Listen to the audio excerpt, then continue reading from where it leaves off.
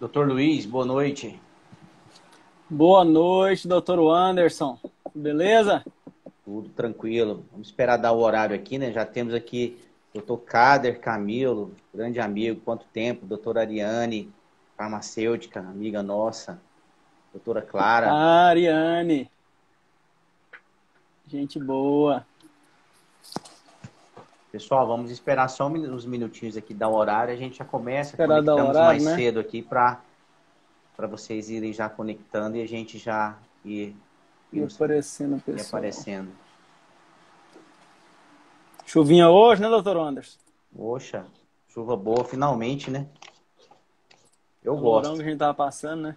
Deus Também me livre. gosto.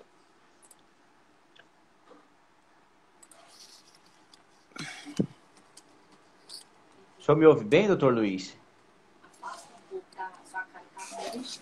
Tô ouvindo perfeito, doutor Anderson. Também te ouço bem.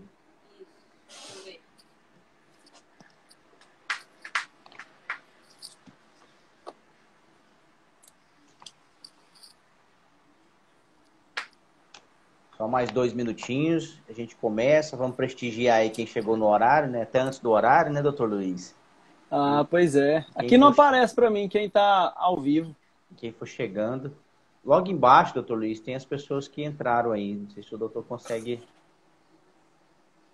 dar uma mexida na tela do celular, só vai ver. Ah, tá. Não apareceu aqui no meu, não. Ah, agora apareceu aqui.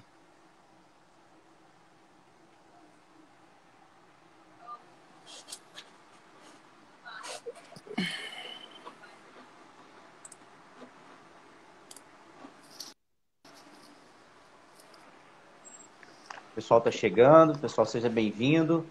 Estamos só esperando aqui às 19 horas para a gente começar e prestigiar vocês que chegaram aqui no horário programado, tá bom? Boa noite, pessoal. Estamos aqui para fazer nossa live. Um assunto bem bacana. Bem atual, né, doutor Anderson? Trazer Extremamente algumas atual. provocações aqui, alguns temas bem atuais.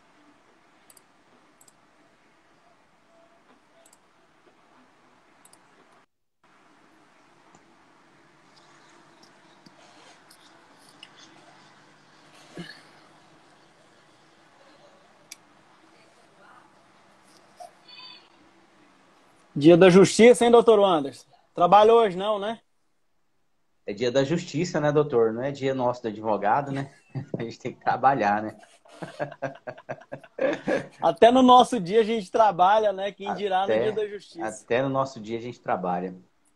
Doutor, aqui no meu relógio já deu o horário, 20 horas. Eu acho que eu estava falando 19 horas, mas é 20 horas, né? 20 horas, 20 20 horas. horas em ponto. Vamos lá? Bacana. Vamos lá. Então Tô vamos. pronto. Pessoal, boa noite. Boa noite mais uma vez, Ariane. Tá falando boa noite pra gente aí. Boa Estou noite, aqui, pessoal. o Anderson de Oliveira, sou advogado, o doutor Luiz também é advogado, ele vai se apresentar. A gente se dispôs a fazer uma live aqui para vocês hoje em razão de algumas solicitações, né, doutor Luiz, que tem nos perguntado, nos chegado no dia a dia a respeito de inventário e partilha. E a gente resolveu bater um papo com vocês aqui, com muita tranquilidade sobre esse tema. É um tema extremamente longo, extremamente extenso, mas a gente vai tentar trazer aqui para vocês as principais situações e polêmicas deste tema. Eu quero já começar, doutor Luiz, se me permite, né, falando aí o que seria o tal do inventário, né? Muita gente tem dúvida, né? O que é inventário, o que é partilha? E se usa muito o termo junto, né? Junto, inventário e partilha. São duas coisas distintas, né? Inventário, Exatamente. pessoal, nada mais é do que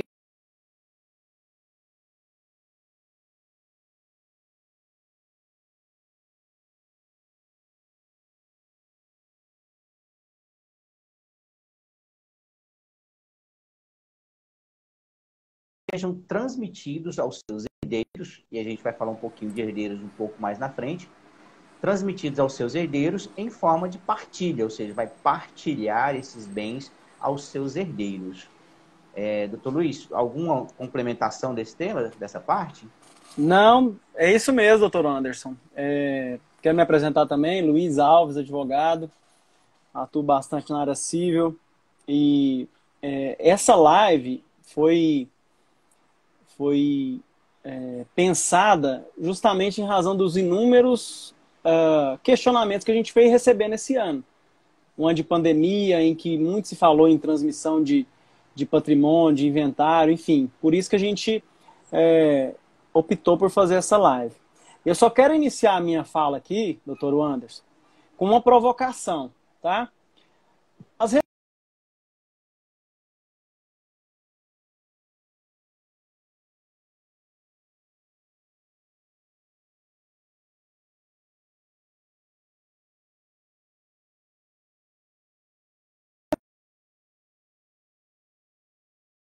o pessoal curioso, doutor Anderson. Doutor Luiz, eu não sei se foi eu ou foi o senhor que travou aqui, eu não ouvi. Eu acho que foi eu que, o meu celular que travou. Foi. Só Não, eu entendi, vou. só entendi onde o senhor falou que ia fazer uma provocação, depois eu não ouvi mais É a nada. questão das redes sociais, doutor Anderson. Se é possível entender ela como um bem de herança, né? E aí a gente vai responder, só para provocar o pessoal, para a gente responder no final da nossa, mais para o final da nossa live. Bacana. E Beleza? aproveitando as provocações, doutor Luiz, eu quero lhe fazer uma provocação, tá? E também assunto do dia a dia, que as pessoas Pode fazer. comentam, a gente ouve as pessoas falarem, às vezes em redes sociais, em reuniões, e até às vezes na própria mídia, a gente ouve uma expressão muito comum, né, de algumas pessoas aí contrariadas com os pais, que às vezes têm algum patrimônio, e os pais estão ali gastando aquele dinheiro, né, vendendo patrimônio, viajando, curtindo a vida. E aí você ouve os filhos falarem, nossa, os meus pais estão acabando com a minha herança, né? E aí eu provoco o senhor, doutor Luiz. Filho tem direito à herança enquanto os pais estão vivos? Pois é, doutor Anderson, isso aí eu também escuto direto mesmo. E assim, primeira coisa, não existe herança de pessoa viva. A pessoa viva, ela não tem herança, né? Isso aí, primeira coisa, a gente tem que acabar com esse pensamento.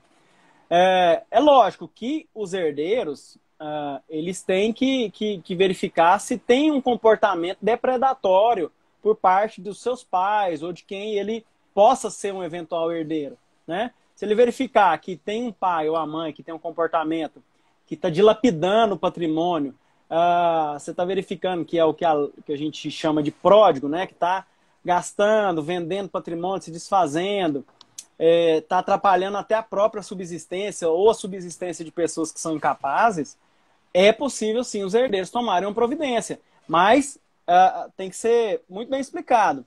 Não é para o herdeiro pegar aquele patrimônio do pai que ele está gastando. É para que o pai pare de dilapidar o patrimônio. O patrimônio vai continuar com ele, com o pai, com a mãe. Entendeu? É para ele parar, para blindar essa pessoa e o patrimônio ficar parado. Mas assim, em regra, a pessoa pode fazer o que ela quiser. Ela tem liberdade. E volto a dizer, não existe herança de pessoa viva. Isso tem que ficar muito bem explicado. Muito bem pontuado, doutor Luiz. Assim, como o doutor falou, via de regra, filho não tem direito à herança, né? Enquanto os pais forem vivos, não se fala em herança, não se fala em direito de herança. É mera expectativa. Então, os pais, enquanto vivos, se estiverem com a mente sã, né? Com a saúde mental em perfeitas condições, eles podem fazer praticamente o que quiserem com o seu patrimônio. Os pais não Exatamente. são obrigados a deixar patrimônio para os filhos, né? É um equívoco muito grande das pessoas acharem que os pais têm que deixar patrimônio para os filhos. Isso não é verdade, tá? Isso não, pessoal. Tenham em É. mente aí que isso não é verdade. Sim, quando ouvirem com certeza. essa fala, fala, ó, não, o dinheiro é do seu pai e de sua mãe, você não tem direito a isso não. Fica quietinho aí. Exatamente. Exatamente. Só ter cuidado na questão da doação também, doutor Anderson. Porque assim, se o pai tem filhos e aí ele está doando todo o patrimônio para um terceiro, isso tem a possibilidade de ser protegida. A doação, que ela é dessa forma aí para tentar causar prejuízo para os herdeiros, essa também, essa pode ser, Assim. sim, protegida, né? Agora, o pai, se ele vende uma área para investir numa empresa e não deu certo, não há o que os filhos fazerem, entendeu? Exatamente, doutor Dessa Luiz. forma. E assim, e aí abordando de forma bem rápida aqui um outro assunto, que talvez seja até tema de uma outra live, que existem também na situação dos pais que querem, né, deixar patrimônio para os filhos, é um caso diferente. Ele quiser organizar isso em vida, é possível, mas aí a gente não fala de herança. A gente fala de planejamento, né, sucessório em vida, onde os pais vão se organizar, Exatamente. vão reunir o patrimônio e vai definir ainda em vida como que vai ficar a distribuição desse patrimônio. Que pode ser feito, como o doutor Luiz falou, aí, por doação, pode ser feito por testamento, enfim, tem formas de serem Várias formas, feitas, né? né? Mas isso, doutor Luiz, acho que é tema para uma outra live, onde a gente pode detalhar com maior nitidez esses assuntos aí do planejamento sucessório. Doutor Luiz, Beleza, doutor Anderson. e a gente falando aí, né? A gente falou de inventário, partilha, quem tem direito, a expectativa de direito dos herdeiros, né? Desse patrimônio dos pais ou dos ascendentes, né? Mas a gente precisa falar quem são os herdeiros, né, doutor Luiz? Porque a lei, ela nos fala quem são os herdeiros, quem pode herdar, Sim, né? No caso do falecimento de alguém da família. E aí, doutor Luiz, eu isso é passo importante. a bola para o senhor aí, para o senhor falar um pouquinho o que seriam esses herdeiros aí. Pois é, hoje a gente tem uma ordem, né, de vocação hereditária. O que é isso? A ordem para ser herdeiros. Tem os herdeiros que são os herdeiros necessários, que é o cônjuge, né, a companheira, o relacionamento, seja casamento ou união estável, e os filhos. Então, esses são e os ascendentes também, os pais, avós. Na falta desses, aí vem os colaterais, tios, primos, que podem herdar um patrimônio deixado por um falecido. Então, segue essa ordem. Companheiro e filhos, na falta deles, os pais, e na falta desses, os colaterais. E ainda, na remota hipótese ainda, né, de faltar todos esses, fica para a fazenda pública, né, que é o governo, para o Estado, que ficariam. Então, essa é esses que são os herdeiros. Importante dizer, né, doutor Luiz, que o regime de bens do casamento ele é muito importante para definir a sucessão, né, o direito da esposa, né, da companheira. Porque dependendo do regime de bens que for adotado, ela vai ter direito à meação ou ela vai concorrer, como a gente chama no direito, concorrer com os herdeiros, que são os filhos da pessoa que faleceu. Então é muito Sim, importante, exatamente. nos casos de abertura de inventário, que se tenha aí o conhecimento de qual é o regime de bens adotado. Só mandar um abraço aqui para o doutor Tabajara, dando boa noite para a gente. Boa noite, meu amigo. Seja bem-vindo. Então, Ô, doutor Tabajara, um abração. é importante porque, por exemplo, doutor Luiz, no regime de separação obrigatória, via de regra, a outra parte, né, o sobrevivente, ele não tem direito à meação, né? O que é a meação? É metade dos bens. Em determinados regimes de bens, com o falecimento de um dos cônjuges ou companheiro, o outro automaticamente tem direito à metade dos outros bens. A depender do regime de bens, ele não tem direito à metade, ele vai dividir de forma igual com os outros filhos, né? Então é muito, muito, muito importante que se saiba o regime de bens para fazer esse planejamento aí do inventário e partilha, viu, doutor Luiz? Não, exatamente. E sobre essa questão do regime de bens, doutor Anderson, é importante a gente destacar que isso seria tema para uma live própria, É verdade. justamente por todas as particularidades que cada regime de cada casamento diferencia na hora da divisão, da partilha do patrimônio, né? Então, assim, a gente sabe que cada regime de bens tem uma particularidade e isso será objeto de uma outra live, né? Sobre o Isso. tema. O doutor Tabajara bem lembrou aqui, viu, doutor Luiz, que nesse sentido que a gente está falando do regime de bens, até a comoriência irá interferir na situação do Claro, inventário em partilha. exatamente. E o que é A com- comoriência, pessoal? É a morte, quando não se define, né, a morte de, por exemplo, o casal faleceu, falando de questão mais prática, morre o casal. a comoriência é que se define que eles morreram ao mesmo tempo, tá? Porque aí um Exatamente. não sucede o outro, né, nessa herança. Então se define que morreram ao mesmo tempo. Por exemplo, um Exatamente. acidente de avião.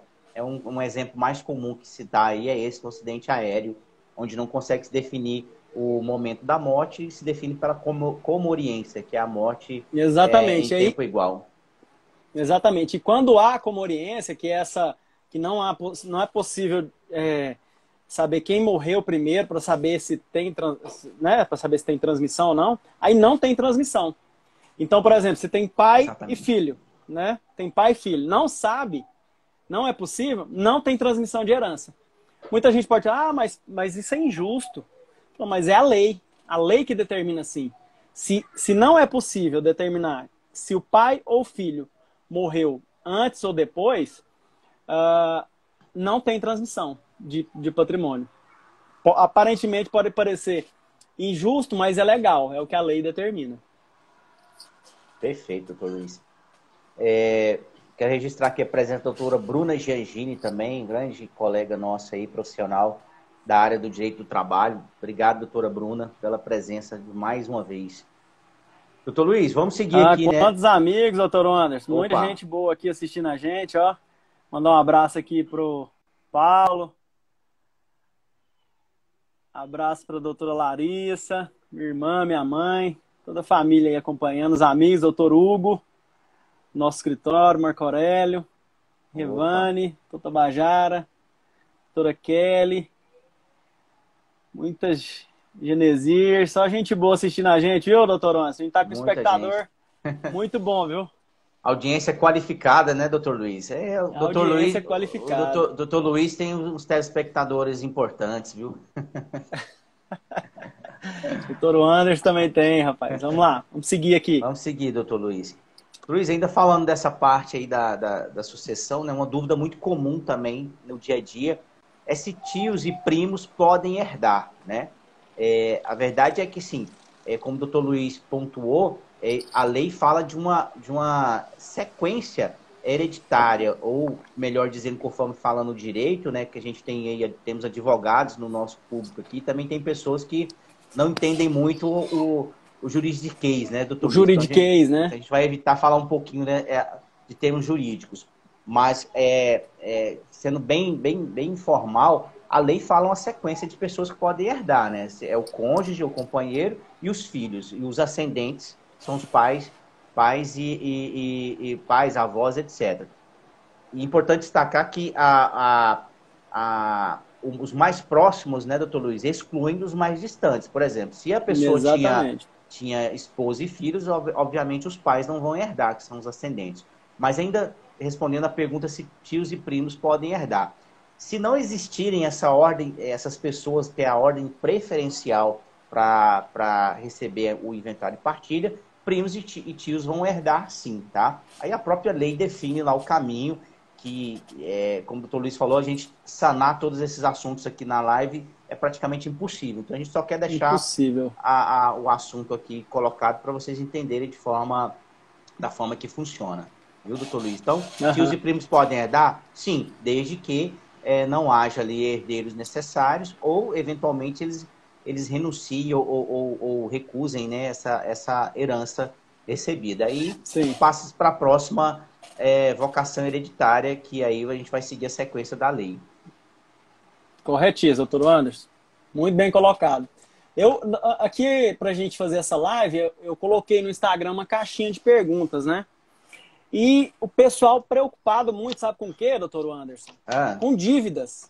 hum, Ah, meu pai tá fazendo dívida, eu vou ter que pagar as dívidas do meu pai. Assim, o pessoal tá com muito medo disso. E aí, doutor Anderson?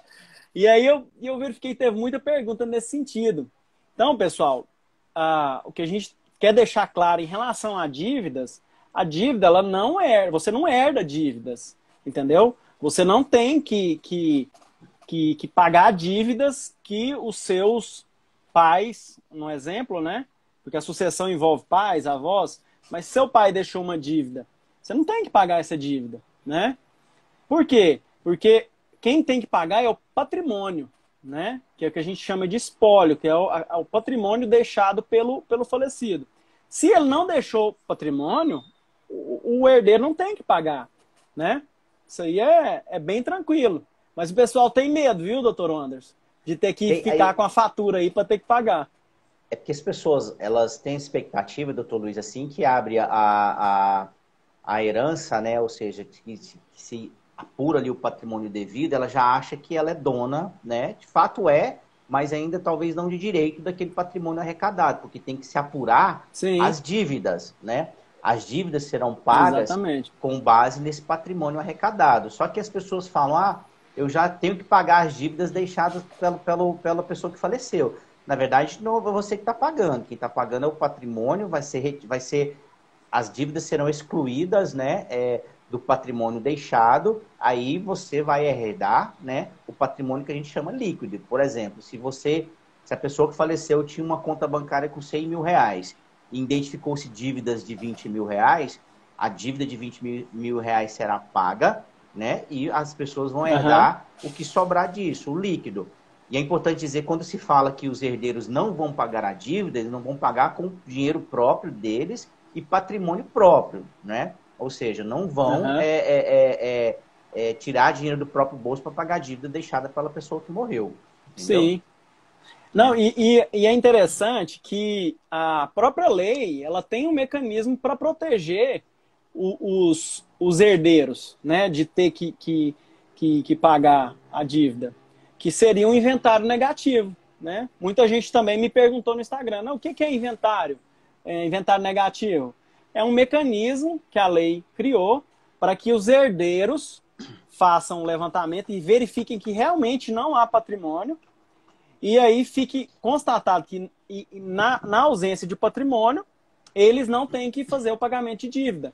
Isso é para ficar claro que o falecido não deixou patrimônio e que aquelas dívidas não serão suportadas pelos herdeiros. É uma forma de proteger o herdeiro que quisesse utilizar dessa ferramenta. Né? exatamente, doutor Luiz.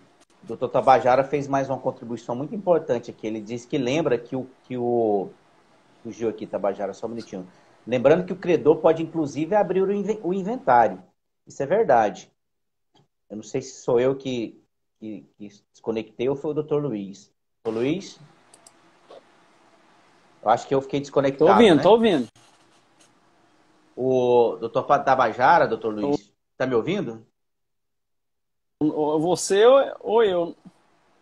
Tá. Ah, O doutor Tabajara fez mais uma contribuição aqui dizendo que o credor pode, inclusive, abrir o inventário, né? Então, aí fica a sim, dica aí para os nossos amigos, colegas advogados, né? Se você tem algum crédito e não está conseguindo achar aí alguma forma de recebê-lo, dá uma pesquisada aí no site da Justiça, nos cartórios, se não tem algum inventário a ser aberto ou algum falecimento que você possa, aí, inclusive, provocar a abertura do inventário e talvez receber o seu crédito, tá? E essa questão da dívida, doutor Luiz, é uma dúvida recorrente, né? Mas as pessoas podem ficar tranquilas que elas não vão tirar dinheiro do bolso para pagar dívida deixada, não. Quem vai pagar é o sim. patrimônio arrecadado. Exatamente, doutor Anderson. Exatamente. Vamos seguir, doutor Luiz? Vamos. Deixa eu ver aqui a sua conexão tá certinha aí, doutor Anderson? Estou te ouvindo bem. Você está me ouvindo? Tô ouvindo bem. Vamos seguir então. Vamos seguir.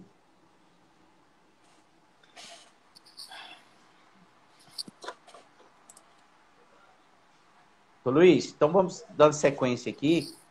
Uma outra dúvida recorrente, né, que as pessoas têm é se filhos podem ser excluídos da herança, né? É muito comum, é, é, Muito comum mesmo. infelizmente, né, infelizmente, muito comum as situações em que filhos desrespeitam os pais, criam ali situações de indignidade, né, indigna, que, de uma certa forma, merecem ser mesmo excluídos da herança. Só que a própria lei Sim. fala a forma que isso pode ser feito, né? Não é simplesmente, Não é não. igual.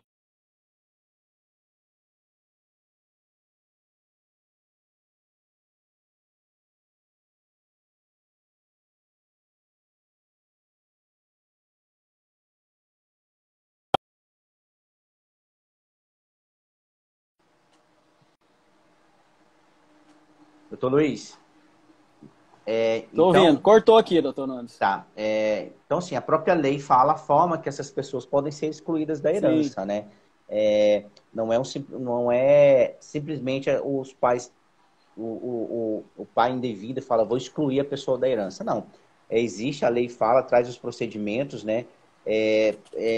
Por exemplo, o filho participar de algum ato reprovável, por exemplo, tentar assassinar os pais, né? Ou assassinar, né? Como foi o Exatamente. caso da Richthofen, né? Ela chegou a assassinar os pais, participou do homicídio e ela foi excluída da herança, né? E Exatamente, quem pediu exatamente. essa exclusão foi o irmão, né? Isso não é automático. Então, o outro herdeiro pediu a Não, não exclusão. é. Exatamente, Então, exatamente. existem formas. Agora, também é bom esclarecer, né, doutor Luiz, que ainda em vida, aqueles pais que eventualmente quiserem favorecer algum ou outro filho ou outro herdeiro, ele pode fazer isso por meio de testamento, né? Ele pode deixar um testamento deixando parte do Sim, seu patrimônio e até 50% ele pode, que a gente chama de testar, ele pode favorecer outro filho com muita tranquilidade, sim. né? Basta seguir Somente a aí parte disponível dele, né, doutor disponível, Anderson? que, cinquenta por que é cento 50%. Então, ele pode fazer isso em vida e já deixar destinado que fala, ó, Exatamente.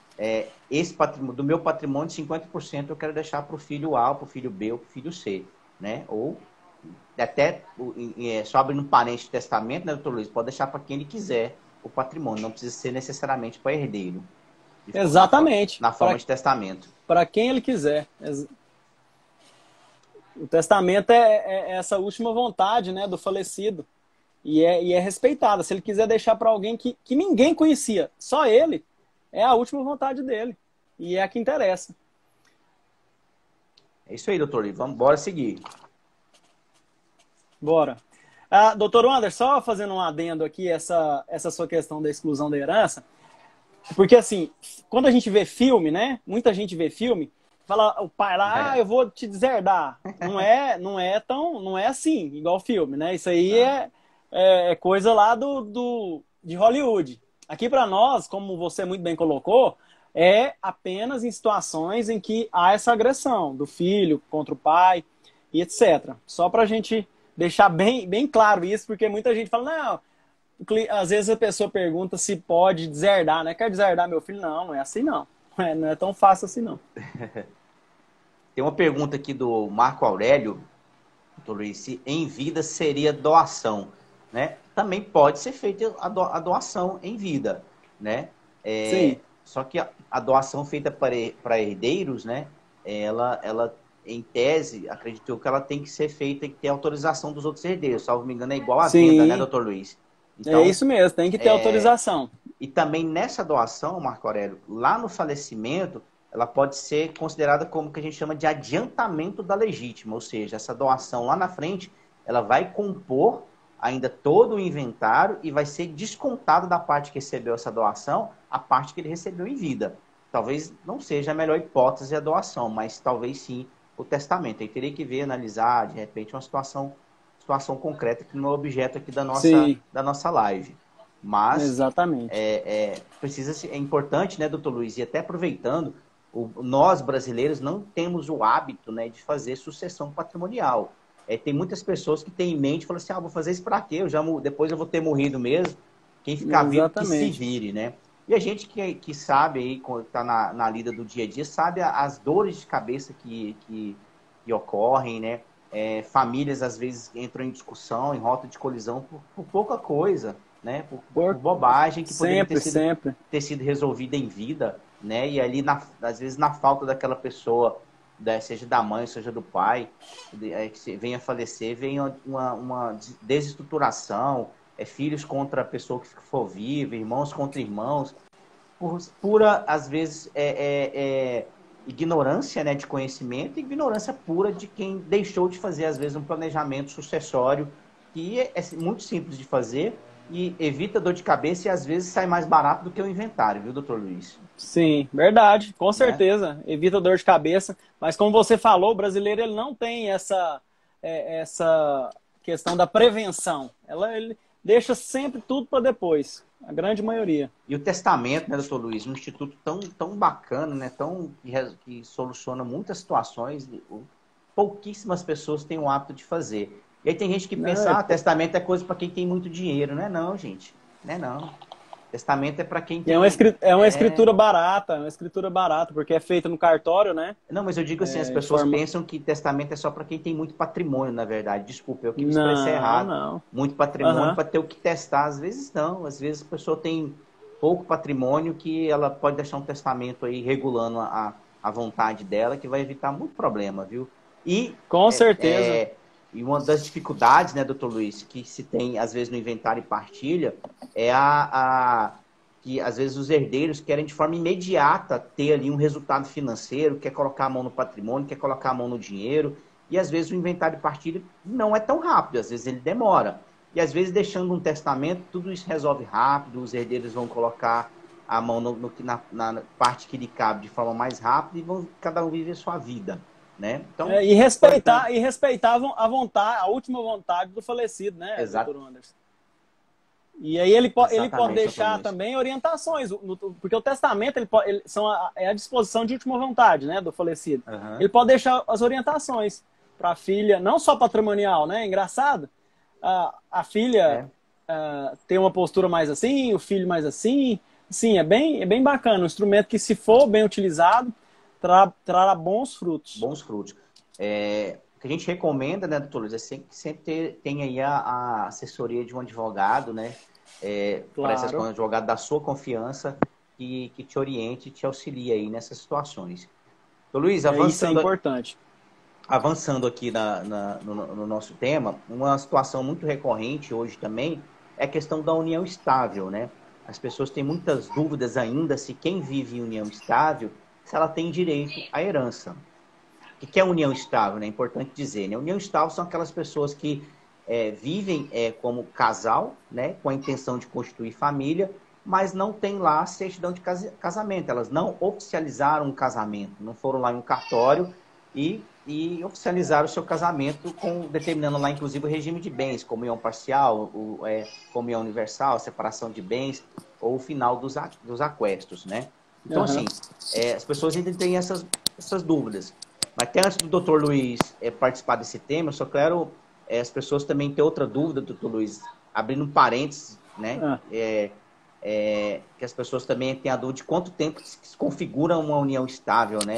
A pessoa fala, é 2 anos, é 1 ano, quanto tempo que eu estou namorando que isso vai configurar a união estável? Na verdade, pessoal, abrindo um parênteses, isso a gente vai falar em outra live, se possível, mas só deixo aqui a dica, não há tempo determinado na lei, tá? Não há tempo determinado na lei para que se configure união estável. Via de regra, configura-se a união estável... Não é engessado, né? Não é engessado. Via de regra, configura-se a união estável pela vontade do casal em constituir família e viver como se casal fosse, tá? Diante da família, diante do público. Isso que se configura, em tese, a união estável. Mas a gente vai falar disso em outra live, inclusive vai falar de contratos que podem ser feitos na união estável, contrato de namoro, enfim, a gente vai falar um pouquinho mais sobre isso mais na frente. É muita coisa, né? E, doutor Luiz, sobre essa questão da união estável, quem vive em união estável só acha que tem direito à herança? O que o senhor tem para nos falar aí? Tem. A união estável, doutor Anderson, é o mesmo efeito do casamento para fins sucessórios. O mesmo efeito. E aqui é bom a gente deixar destacado que a união estável entre pessoas do mesmo sexo ou de sexo de hétero, né? Então, a união entre pessoas com o objetivo de constituir família gera os mesmos efeitos de casamento. Então, o direito de herança existe da mesma forma, nesses casos também. É bom deixar destacado isso. E durante algum tempo, né, doutor Luiz, havia uma diferença, né? Quem vivia em união estável e quem tinha o casamento ali, por exemplo, na comunhão parcial. Quem vivia em união estável, ele na herança, né, no falecimento, ele concorria com os filhos, né, da pessoa que faleceu, inclusive os filhos comuns e os filhos que não eram comuns. Mas veio a legislação e a jurisprudência, na verdade, a jurisprudência foi avançando e hoje, na união estável, no falecimento, a outra pessoa vai ter direito à meação, a metade dos bens, tá? Só que importante destacar, igual eu disse, vai ser um tema de uma próxima live nossa, é que no contrato de união estável, quando eu falo contrato, pessoal, é um contrato feito em cartório, tá? É uma escritura pública, sendo mais técnico. Nesse contrato pode-se definir o regime de bens, tá? Muitas pessoas não sabem disso, mas lá pode-se definir o regime de bens, inclusive o de separação total. Porque, via de regra, todo mundo casa pela comunhão parcial. Essa é a regra. Eu chego lá no cartório, vou casar, não falo nada, o cartório vai registrar a comunhão parcial. Se eu quero casar ou oficiar, né, registrar uma união estável em outro regime de bens, aí tem que ser feita uma escritura pública, tá? Desse que chama pacto antinupcial. E aí, lá eu posso definir um regime de bens diferente da comunhão parcial. E isso vai impactar diretamente, né, diretamente no direito de herança que a gente chama do cônjuge sobrevivente. Tá bom? Exatamente, doutora. Muito bem colocado, viu? Esse entendimento aí de que igualou casamento e união estável do Supremo do STF, né, do Supremo Tribunal Federal, veio para pacificar o tema, porque antes a gente tinha um tipo de divisão no casamento e outro na união estável. Então, assim, gerava muita insegurança. Então, isso veio para pacificar, isso é muito bacana. Beleza? Então, Luiz, só doutor Anderson, quero fazer um... Pode falar. Só antes do senhor continuar, só quero registrar mais algumas presenças aqui. Doutor Braulio, doutora Mariane Schmidt, Cleide Correia, Dudu Garcia. Obrigado aí pela audiência de vocês, viu? Um abraço para todo mundo. Muita gente boa, hein, doutor Anderson? Bom demais.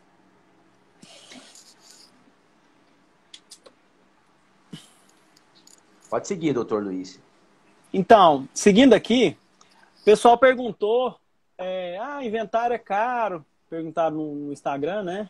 E se eu não fizer, o que acontece? Então, se não fizer o inventário, a pessoa que é casada, se for casar novamente, que era o companheiro, né? O cônjuge, faleceu o companheiro, quer casar novamente, não fez o inventário, o regime de bens do novo casamento, né, vai ser de separação. Então, assim, essa começa por aí. Os outros problemas serão a questão, você vai ter dificuldade de vender imóvel, vai ter dificuldade de alugar imóvel, porque tem pessoas que às vezes vai verificar lá na certidão para comprar ou para alugar, vê que tem inventário pendente, já dificulta a negociação. Então, é interessante fazer o inventário, regularizar o patrimônio, para facilitar a venda, para deixar tudo livre e desimpedido. Por isso que tem que fazer. É obrigatório? É obrigatório. Não há outra forma de transmitir o patrimônio que não seja através do inventário. Arrecada o patrimônio e faz a partilha, né? E dá a cada um que é de direito, né? Mas precisa fazer. Senão, quais as consequências? Dificuldade de venda de bens. Tem essa questão do casamento também. Não sei se o doutor Anderson tem alguma outra colocação em relação a isso. Tem a questão da multa também. Você vai pagar multa de imposto se não der entrada no prazo de 2 meses. Então é interessante fazer inventário. É isso mesmo, doutor Luiz.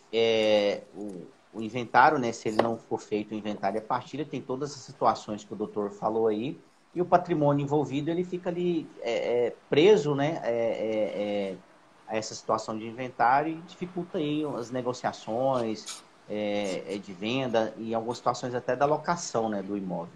Né? Exatamente. Doutor Anderson? Sim, senhor. Você lembra que no início da nossa live eu fiz a provocação das redes sociais, você lembra? Lembro, a provocação das redes sociais, lembro sim. Isso. Vamos trabalhar um pouquinho sobre esse tema aqui agora? Bora. Pessoal, é o seguinte,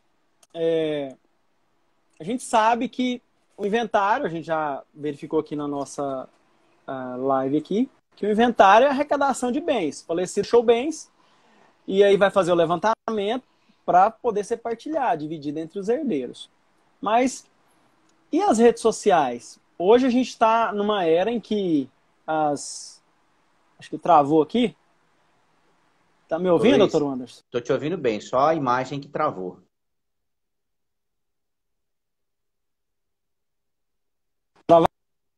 travadinho aqui, acho que agora voltou. Pode seguir, doutor Luiz. Estou ouvindo agora. Tá ouvindo? Tá ouvindo, Sim, né? senhor. Sim, senhor. Então, as redes sociais, hoje a gente está na era das redes sociais, né? Dos acervos digitais. Então, e aí, a pessoa faleceu e deixou a rede social dela. E aí? Ela vai poder, os herdeiros vão poder utilizar essa rede social? Esse é um tema de bastante polêmica, tá? Por quê? Porque quando toda pessoa faz aquele contrato virtual lá da rede social, lá fala que aquela rede social ela é personalíssima, que ela só pode ser utilizada por aquele titular. E na ausência dele, aquele conteúdo será descartado, será destruído. Entendeu? Só que tem redes sociais, e-mails também, que a pessoa usa para trabalhar, tem um valor econômico. E essas redes sociais, elas podem sim ser caracterizadas como bens e serem transmitidas aos seus herdeiros. Só que é um ponto de muita polêmica, doutor Anderson. Os tribunais ainda estão se manifestando, já manifestou bastante. Eu tenho entendimento de que a pessoa tem uma rede social que gera renda para a família, gera renda para todas as pessoas, essa rede pode ser transmitida sim para os herdeiros. Vamos imaginar uma situação aqui, a pessoa faleceu e deixou o e-mail dele repleto de informações. E aí, esse e-mail, ninguém tem acesso e a empresa se recusa a passar o acesso. Ora, os herdeiros têm direito certíssimo de ingressar no judiciário e pedir a liberação de acesso a essas redes. Porque às vezes tem comprovação de quitação de débitos, de informações que interessam aos herdeiros. Então é um tema de bastante relevância e que está cada dia mais presente na nossa realidade. É o patrimônio virtual, né, doutor Luiz? O patrimônio que está aí nas nuvens, nas redes sociais. É importante. Exatamente, exatamente. E hoje a gente vê aí pessoas muito famosas, as pessoas famosas ou se tornando famosas em razão da sua atuação em redes sociais, né? Então ela construiu ali um patrimônio e uma renda pela sua atuação e pelo seu perfil nas redes sociais, e às vezes com a morte dela, alguém quer continuar, né, a movimentar aquela rede social em nome até em homenagem àquela pessoa, né? E isso tem que fazer parte, sim, eu entendo, concordo com o senhor, do acervo patrimonial. E aí, trazendo um pouco para a nossa realidade do direito, é mais ou menos como tem aqueles doutrinadores que já faleceram e outros advogados, outros juristas, né, melhor dizendo, continuam, né, renovando a sua obra, né, em nome daquela pessoa falecida. Então, certamente, os herdeiros do falecido estão lá recebendo seus direitos autorais. Então, trazendo isso para o mundo virtual é o que o doutor falou, concordo plenamente. Exatamente. Não, só fazendo um comparativo, hoje todo mundo tem os streamings, né? Os Netflix, que você compra lá, aluga ou pode comprar, né, o filme e ver. Tem outras plataformas também que você pode baixar o arquivo. Antigamente você ia na locadora, se você quisesse alugar, você pagava um valor. Se quisesse comprar o filme e levar para sua casa, você levava. E esse filme que você levava lá atrás, ele poderia ser transmitido. Né? A pessoa faleceu, não, faleceu, eu vou ficar com isso aqui. A questão digital é a mesma coisa, o acervo digital. Hoje a gente utiliza muito nuvens, né? Para colocar os arquivos, livros, as mídias.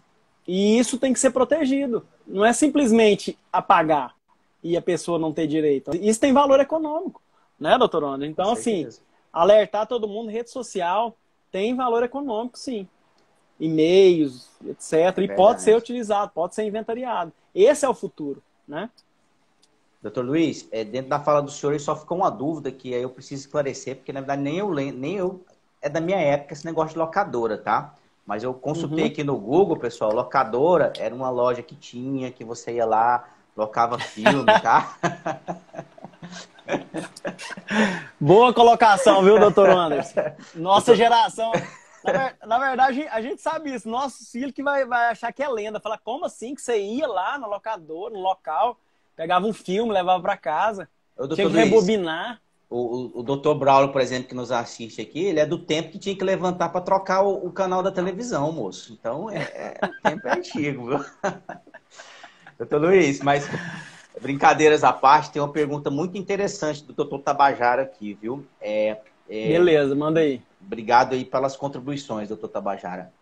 Ele pergunta o seguinte: é possível uma pessoa que recebeu o testamento pleitear ao mesmo tempo essa condição e a de filho socioafetivo? Então, a pergunta do doutor Tabajara é a seguinte: uma pessoa deixou um testamento favorecendo o filho A, certo? E, Uhum. e essa pessoa é filho socioafetivo. Ela não é, em tese, ela não está lá como herdeiro pela lei, né? Os herdeiros são filhos legítimos, né? Vamos chamar assim, Aham. e os cônjuges ascendentes naquela situação que a gente já falou.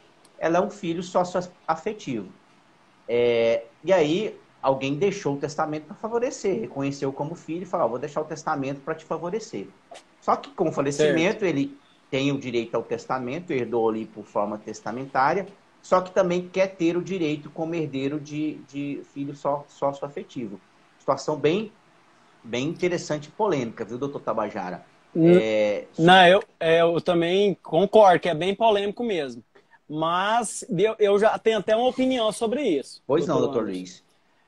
É o seguinte, o testamento, ele tem que ter a regra da questão disponível, né? Ele só pode testar até 50%. Vamos Uhum. imaginar que foi testado aí 50% desse patrimônio para esse filho afetivo e ele pleiteou ainda o reconhecimento. Eu, eu só vejo obstáculo na porcentagem da parte disponível. Assim, é lógico, se tiver. Ele deve ter outros irmãos, né? Outros herdeiros que estão concorrendo com ele. Aham. Porque se ele não concorrer, vai ficar com tudo, né? Porque aí ele pode ser testamentário 50% e no outro restante 50% também, se ele for o único. Agora, Exatamente. caso não seja, que eu imagino que deve ser isso que o doutor Tabajara perguntou, eu acho que ele pode sim pleitear, respeitado os 50%. É um assunto polêmico, né? Com certeza, que demanda um estudo, mas eu acho que a gente poderia ir por aí. É lógico, temos que analisar com mais calma. E só esclarecer, né, doutor Luiz, para o público que não é da área do direito que nos assiste, o que é filho socioafetivo, né? Filho socioafetivo é aquele filho reconhecido pelo afeto. Por exemplo, às vezes o tio que criou o sobrinho como filho, né, durante a vida toda. Ou os avós também, os Exatamente. avós que criaram o neto como filho, né? É situação extremamente comum no nosso dia a dia, né? Cria aquela pessoa como É, filho, como se fosse seu filho, né? É a Mas de... adoção brasileira, né? Aqui no Exatamente. Brasil, é muito utilizado aqui no Brasil esse tipo de filho. Mas de direito, ele não é filho, então ele não teria então direito à herança.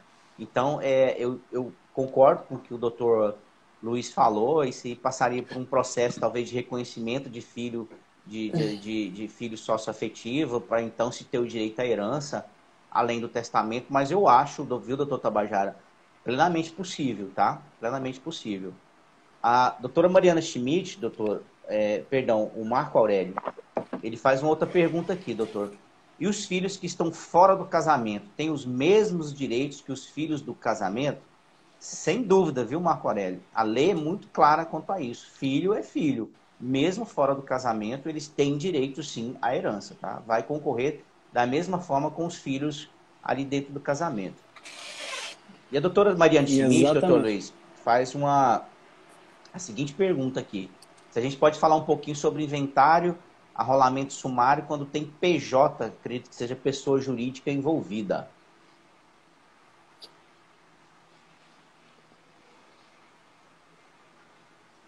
Você quer E falar? Eu falo. a Pearantes, né, ela faz uma pergunta também, eu acho que tem um pouco a ver, e o doutor pode falar sim, tá? Qual a diferença entre inventário e arrolamento?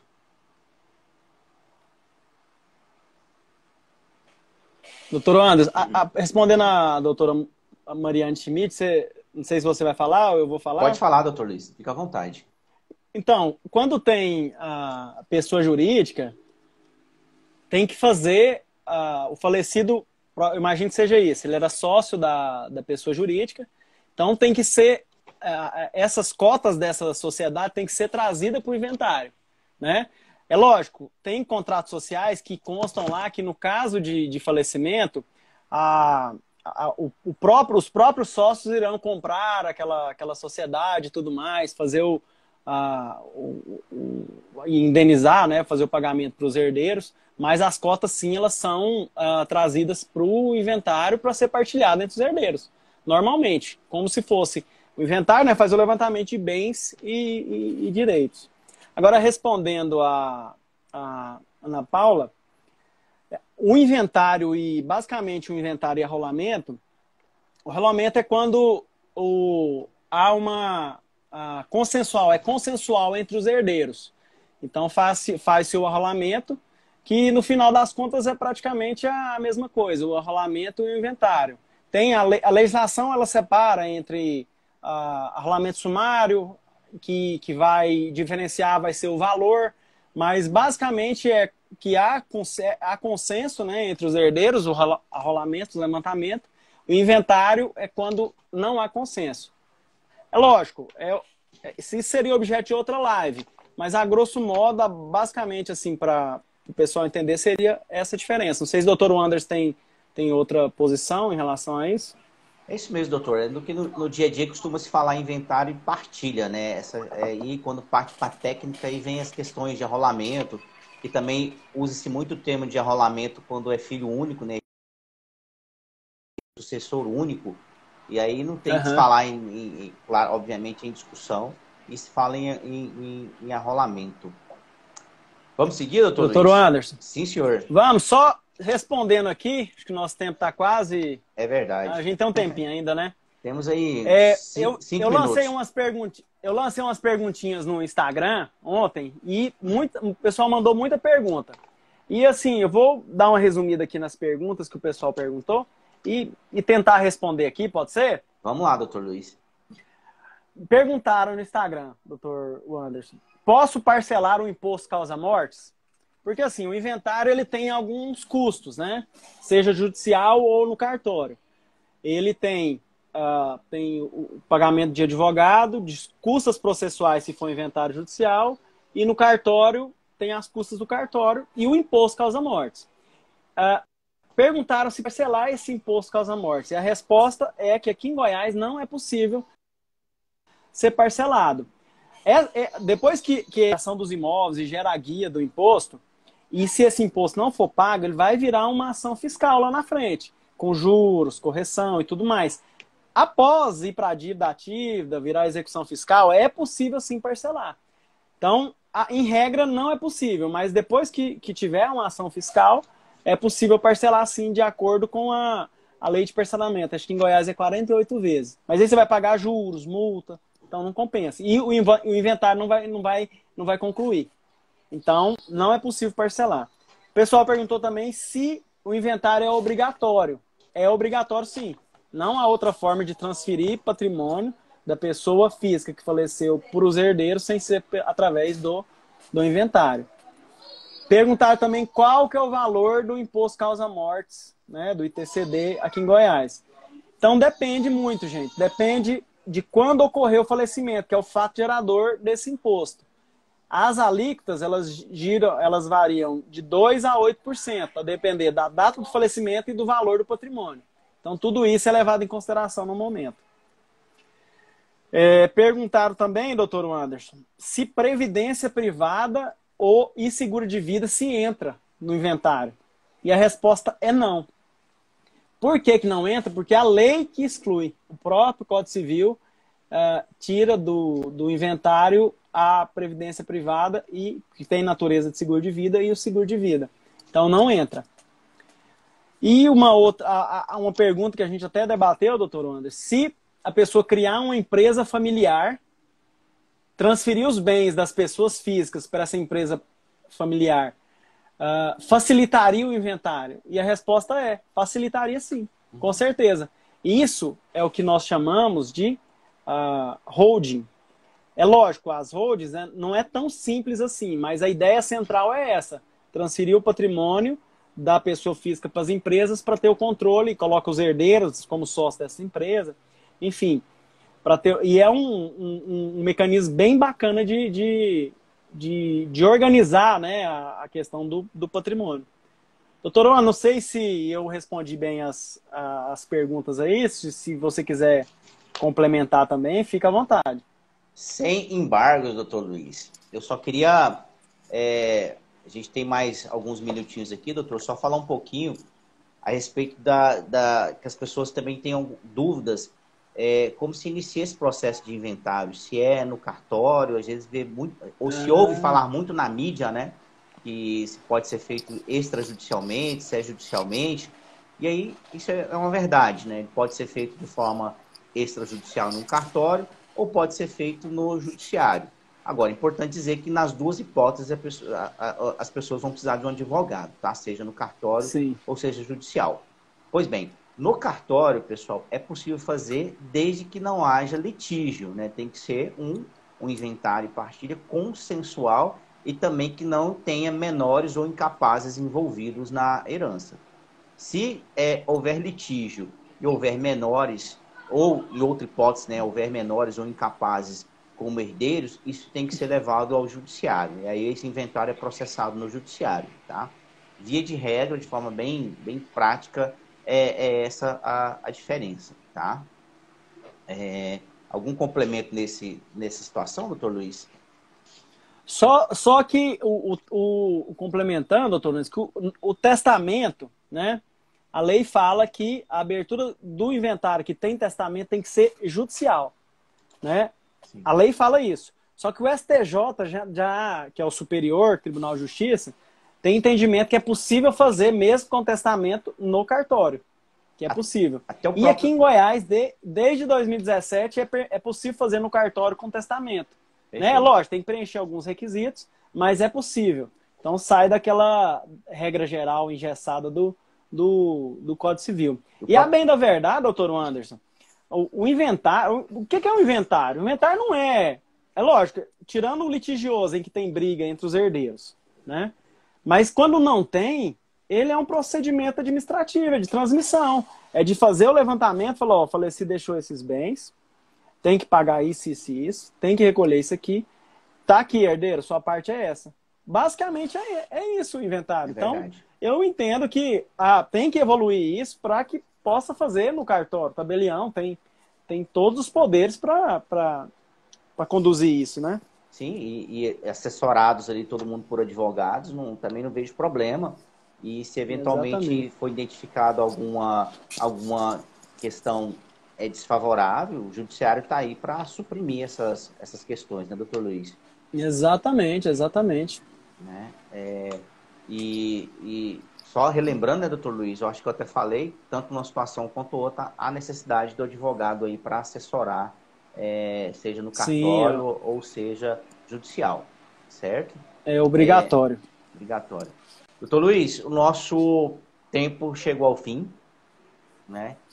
Que pena, passou rápido, hein? Muito rápido, eu acho que ficaram algumas questões aqui que a gente para falar, mas sempre fica. Eu quero combinar com o senhor aqui ao vivo e constrangê-lo a gente fazer uma próxima live em janeiro, logo que se encerrar o recesso, né? O merecido recesso nosso, né? Merecido recesso. E eu quero já partir aqui para as minhas considerações finais. Mais uma vez aí agradecendo as pessoas que entraram para nos assistir, o doutor Frederico Garcia, que entrou aqui também para nos prestigiar, doutor Tabajara, que nos presenteou com diversas participações aqui, doutora Mariane Schmidt, e a todos os outros aí, que eu não me referenciei, não fiz referência, a Cláudia também, que está sempre, Cláudia Pellen, que está sempre aqui prestigiando as nossas lives. Muito obrigado. Doutor Luiz, é sempre muito uma honra, tá? E uma satisfação imensa estar aqui fazendo essa live com o senhor. Espero que seja a primeira de muitas outras, tá? Muito obrigado, doutor Luiz. Muito obrigado, pessoal. Já me despeço e passo para o doutor Luiz aí fazer as considerações finais dele. Doutor Anderson, eu que agradeço, meu amigo. Fiquei muito feliz em participar dessa live, desse tema que, apesar de parecer batido, né? Mas gera dúvida todos os dias. Inventário, partilha, o que pode ser inventariado, o que não pode, né? Fiquei muito feliz em participar dessa. Já aceito seu convite da gente fazer outra em janeiro, logo após a gente retornar do recesso. Aceito. Quero agradecer aqui cada um que tirou um tempinho para reunir aqui com a gente, para bater um papo sobre isso. Nesse tempo de pandemia, em que a gente não pode se encontrar, em que a gente não pode fazer uma palestra presencialmente, a rede social ela veio para aproximar as pessoas e a pessoa que no horário de descanso tira um tempinho para assistir a nossa live, alguns comentários aqui sobre esse tema, eu fico muito agradecido mesmo. Um forte abraço para cada um de vocês e espero vocês na nossa próxima live, tá bom? Mandem sugestões, mandem dúvidas e o que a gente puder fazer de bate-papo sobre temas, a gente está à disposição. Beleza, gente? Um abração, bom fim de noite aí para todo mundo. Obrigado, doutor Luiz. Até mais, pessoal. Um abraço.